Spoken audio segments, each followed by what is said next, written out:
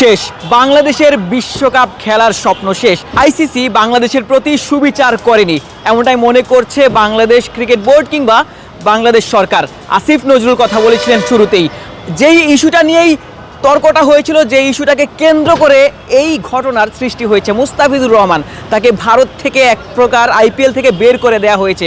সেখান থেকে কি এমন ঘটেছে যে বাংলাদেশ এই মুহূর্তে গোটা দল সহ ভারতে গিয়ে খেলতে পারবে, এই প্রশ্নটা আসিফ নজরুলের। মুস্তাফিজুর রহমান যেখানটাতে আইপিএলে খেলার জন্য সর্বোচ্চ নিরাপত্তাটা পাচ্ছেন না, সেখানটাতে বাংলাদেশ দল এই কয়েকদিনে খুব ভালো একটা অবস্থানে নেই, কিংবা ভারতীয় সরকারের পক্ষ থেকেও এমন কিছু জানানো হয়নি, কনভিন্স করার চেষ্টা করা হয়নি যে সেখানটাতে বাংলাদেশ দল নিরাপদ হতে পারে।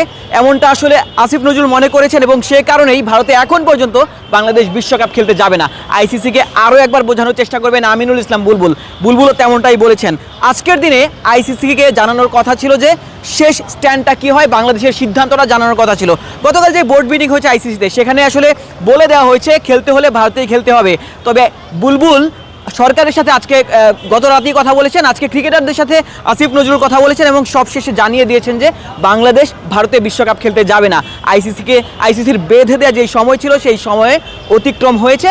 তবুও আমিনুল ইসলাম বুলবুল আরও একবার আইসিসিকে বোঝানোর চেষ্টা করবেন। তবে ওই আসিফ নজরুল মনে করছেন আইসিসি বাংলাদেশের সাথে সুবিচার করেনি, তারা মুস্তাফিজ ইস্যুটাকে কোনো বিবেচনাই করেনি, মুস্তাফিজ ইস্যুটাকে কোনো গুরুত্বই দেয়নি।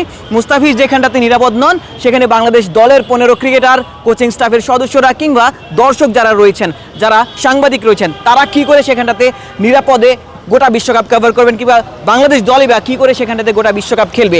অর্থাৎ সেই প্রশ্নটা যখনই এসেছে, এখন পর্যন্ত কোনো একটা সুরাহা হয়নি যে ভারতের মাটিতে বাংলাদেশ দল নিরাপদে বিশ্বকাপটা খেলতে পারবে, গণমাধ্যম কর্মীরা নিরাপদে বিশ্বকাপটা কভার করতে পারবেন, দর্শকরা সেখানটাতে যেতে পারবেন, কিংবা নিরাপদে বিশ্বকাপটা উপভোগ করতে পারবেন, কিংবা বাংলাদেশ দলকে সমর্থন যোগাতে পারবেন। অর্থাৎ সেই নিশ্চয়তা যখন বাংলাদেশ সরকার পায়নি, সরকারের সিদ্ধান্ত ছাড়া কোনো দেশ, কোনো দল আসলে কোনো দেশে যেতে পারে না। সেই কারণেই সরকারেরই এটি সিদ্ধান্ত যে বাংলাদেশ ভারতে খেলতে যাবে না, অর্থাৎ বাংলাদেশ দল এই বিশ্বকাপে অংশ নেবে না যদি না কোনো মিরাকল ঘটে।